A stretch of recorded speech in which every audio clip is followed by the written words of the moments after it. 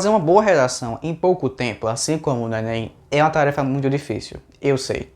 Durante o processo de escrita, ou até mesmo durante o treinamento da redação, a gente comete vários deslizes. E esses deslizes não são perceptíveis para nós, mas para o corretor, ele vai bater em cima daquele erro que você não está vendo. E é por isso que é importante que você, antes de passar a limpo e entregar na folha definitiva, faça uma vistoria, veja se você consegue captar algum dos 5 erros que eu vou mostrar a você, porque esses erros são fatais. Alguns nem tanto, mas eles podem comprometer bastante a sua estrutura argumentativa. E outros podem até zerar a sua avaliação. Se eu fosse você, eu ficaria até o final, porque o último erro, ele é muito comum. E as pessoas nem se tocam que é um erro. O primeiro e mais fatal deles, só perdendo por 4º e 5º erro, é a tese implícita. A tese implícita é muito sério, porque é um problema que é muito fácil de você passar por cima dele e não perceber, especialmente para as pessoas que estão começando a fazer redação agora, e ele compromete toda a sua lógica argumentativa. Seria equivalente a você ir no mercado comprar um picolé de chocolate e estar escrito na embalagem chocolate, mas quando você come é chocolate com pêssego. E você é alérgico a pêssego. Só que na embalagem estava escrito letras miúdas. Contém pêssego. É a mesma coisa, deveria estar explícito o que é chocolate com pêssego. E a sua redação é da mesma maneira. Você não deixou explícito para o leitor sobre qual é o seu ponto de vista. E isso vai comprometer toda a experiência do resto do texto. O segundo erro, muitas vezes, é a motivação do primeiro, que é não ter o domínio do gênero dissertação argumentativa.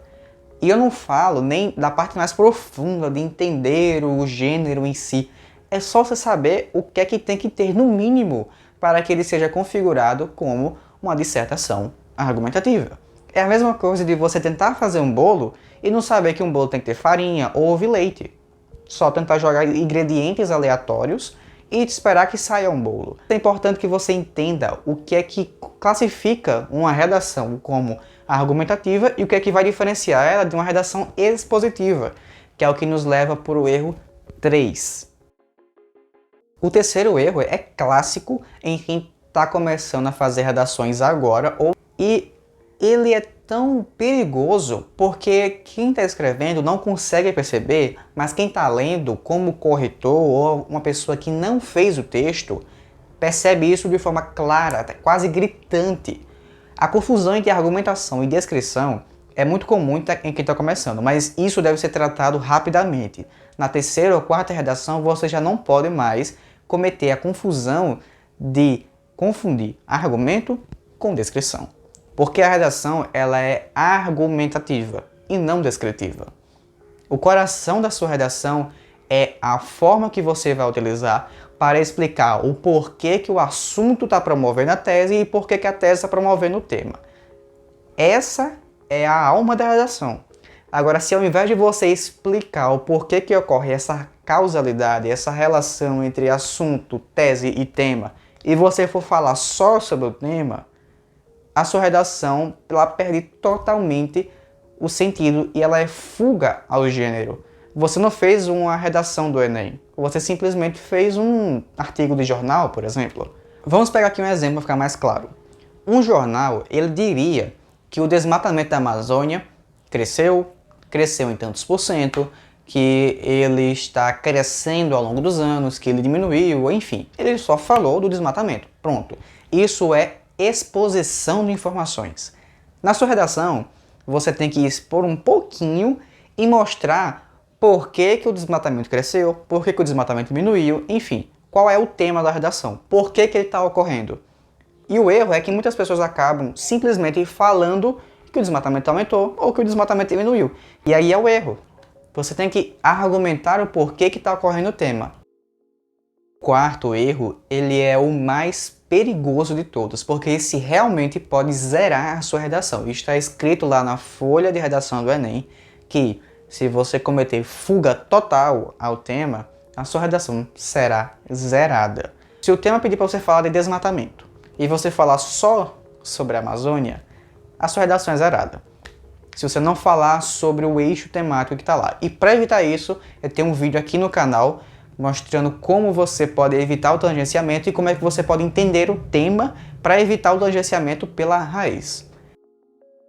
O quinto e último e pior erro que as pessoas cometem é a bengala cultural. No início é comum que você use o Google para buscar citações rápidas e citações que deixem o seu texto com uma carga intelectual melhor, mais erudito. Mas o problema é a dependência que você acaba criando do Google. E no dia do Enem você não vai ter o Google. Pegar citações para estudar, ver o conteúdo de filosofia e utilizar as citações, os conceitos de filosofia que você aprendeu para colocar na redação, tudo bem. Agora, toda vez que você vai fazer a redação, na hora de colocar o repertório, você vai lá e procura, isso cria um gatilho no seu cérebro que quando você não tiver o Google, você não vai conseguir fazer uma redação boa, porque você vai acabar escondendo a sua deficiência argumentativa no repertório. E quando você não tiver o repertório disponível, a sua redação vai ter uma nota muito baixa. Melhor que você use uma coisa que você entende e que sabe muito bem relacionar com o seu argumento, do que apenas colocar um filósofo que você não sabe nem escrever o nome e na hora da prova você fazer um relacionamento muito ruim com a sua argumentação e acabar perdendo pontos por causa disso. Eu espero que eu tenha conseguido te ajudar mostrando algum desses erros e que você não cometa eles até o dia da prova. Muito obrigado, me siga lá no Instagram que está aparecendo aqui e até a próxima.